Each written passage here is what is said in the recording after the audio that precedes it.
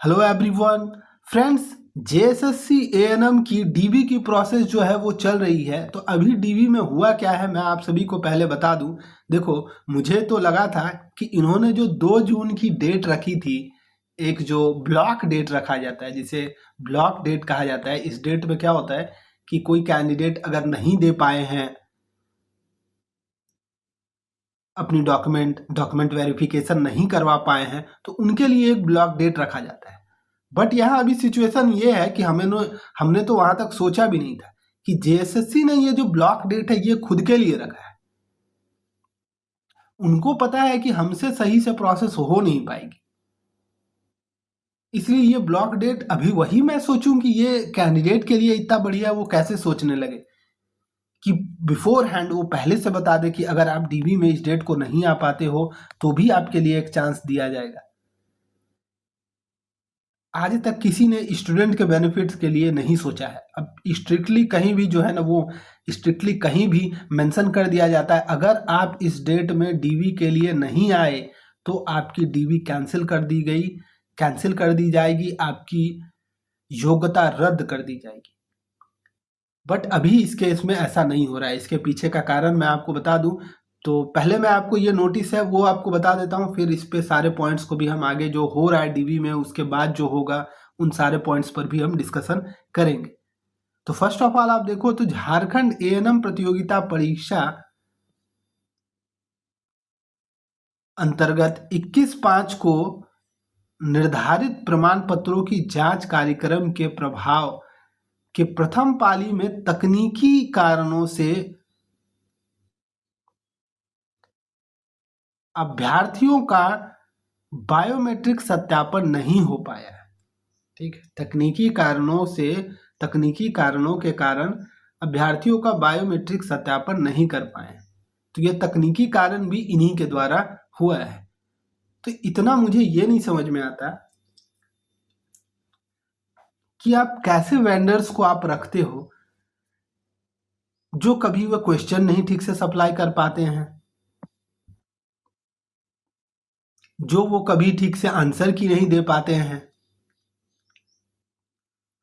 तो कभी वो ठीक से रिजल्ट में इशू कर देते हैं, आंसर की में इशू कर देते हैं, जिनके कारण आंसर की नहीं दे पाने के कारण आप देखो कितने कैंडिडेट को नुकसान हुआ है। अगर मैं माध्यमिक आचार्य अगर मैं दूसरे वैकेंसीज की मैं आपको बात करूं तो उनकी तो हुआ क्या था, उनकी आंसर की नहीं आई थी जिसके कारण क्या हुआ, उनको फिर से एग्जाम देना पड़ गया।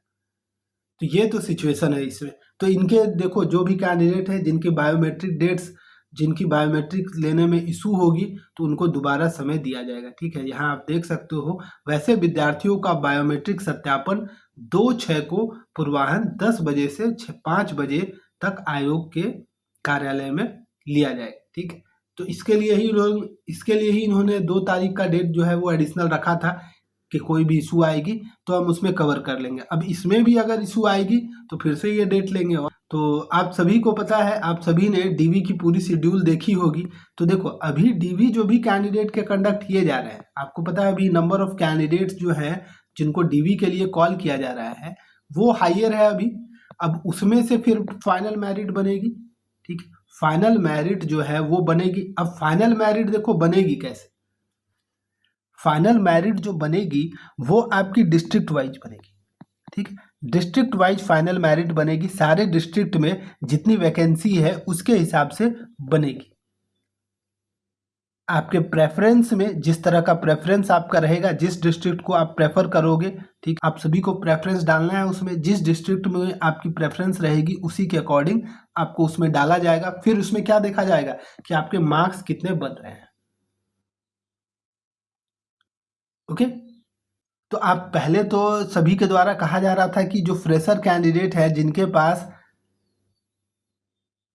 एक्सपीरियंस नहीं है उन कैंडिडेट्स को नहीं लिया जाएगा, बट ऐसा बिल्कुल भी नहीं है। ठीक है, आप सभी को अभी रिजल्ट आने दो, रिजल्ट के बाद मैं आप सभी से रिजल्ट के बाद मैं सभी डेटा मैं आपको दिखा दूंगा।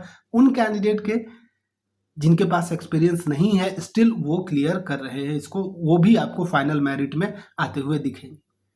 ठीक है, तो देख लो आप इसमें प्रेफरेंस जो भी आप डालोगे तो इस बात का आपको ध्यान रखना है, जहां आप चाहते हो उसको आप देख लेना। ठीक है, जहाँ आप अपनी पोस्टिंग चाहते हो वहाँ आपको पहले प्रेफर करना है, ठीक है। अब जहाँ बड़ी सिटीज़ है, देखो जैसे बड़ी सिटीज़ हो गई, रांची हो गया, धनबाद हो गया, ठीक है, जमशेदपुर हो गया, तो ये सारे एरिया में, बोकारो हो गया, ये सारे एरिया में तो आपको हायर कटअप दिखेगी, ठीक है। हायर कटअप वाले कैंडिडेट इसी में दिखेंगे, और बाकी आप देखोगे तो थोड़ा थोड़ा लोअर कटअप आपको सारे डिस्ट्रिक्ट वाइज दिखेगी। ओके, तो अभी इसमें समय है, अभी डीवी में ही देखो 2 तारीख तो अब कंफर्म हो गया कि 2 जून को भी डीवी होगी। अब 2 जून को भी डीवी ठीक से कंप्लीट हो जाए, उसके बाद ही इसमें फिर डीवी कंप्लीट होने के बाद एटलीस्ट मैं कहूँ तो 7 से 10 दिन तक, ठीक है, मैक्सिमम मैं कहूँ 10 दिन तक का समय ये लेंगे, उसके बाद ये रिजल्ट प्रिपेयर करना शुरू कर देंगे, ठीक है। उसके बाद ये रिजल्ट प्रिपेयर शुरू कर देंगे, और मैं कहूँ तो मैक्सिमम जून के एंड से पहले ही आपकी रिजल्ट अनाउंस हो जानी चाहिए। ओके, तो इसके रिगार्डिंग अभी आपके कोई सवाल और बनते होंगे तो आप कमेंट में पूछ सकते हो। एक चीज, मैंने लगभग सारे पॉइंट्स को कवर कर दिया है। डीवी किस तरह से फिल करनी है, डीवी में मैंने आपको फॉर्म भी दिखा दिया था। डीवी के पहले आपको सारे फॉर्म किस तरह से भरने हैं, ठीक है, फोटोज किस तरह का चिपकाना है, वो सारा कुछ मैंने आपको बता दिया है। किस तरह से आपको अपने मार्क्स भरने हैं, सारे डिटेल्स पर हम लोगों ने डिस्कशन की थी। तो डीवी के लिए जो भी कैंडिडेट जा रहे हो वो वीडियो आप देख लेना, उसको ठीक से आप भर लेना, ठीक है। अगर उसके बाद भी कोई इशू रहती होगी तो आप कमेंट में पूछ सकते हो।